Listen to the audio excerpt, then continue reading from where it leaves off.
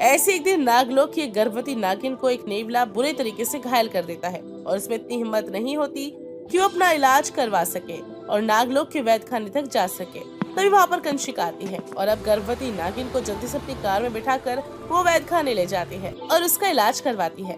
कंशिका की मदद से उस गर्भवती नागिन की और उसकी होने वाली संतान की जान बच जाती है। सभी नागिन और नागराज वैद्य खाने पहुँचते हैं और तभी नागराज कंशिका से बोलते हैं, अरे नागिन, अरे हम नागराज हैं, हमारे बात का कोई महत्व है या नहीं?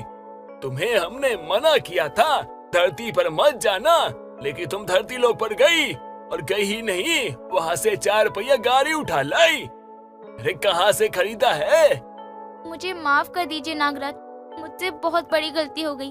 आप चाहे तो मुझे नागलोक से बेदखल कर सकते हैं, मैं अपनी सफाई में कुछ नहीं कहूँगी। नहीं नहीं, हम तुम्हें बेदखल नहीं कर रहे।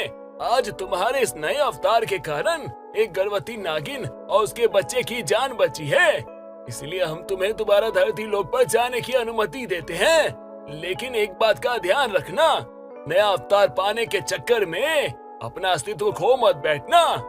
तुम एक नागिन हो नागिन, और नागिन की जिम्मेदारियाँ होती है कुछ, कभी इंसान मत बन जाना। और हमेशा याद रखना, तुम एक इच्छाधारी नागिन हो जिसका एक खुद का अस्तित्व है, इसीलिए कभी भी मनुष्य की देखा देखी में खुद को बदलना मत।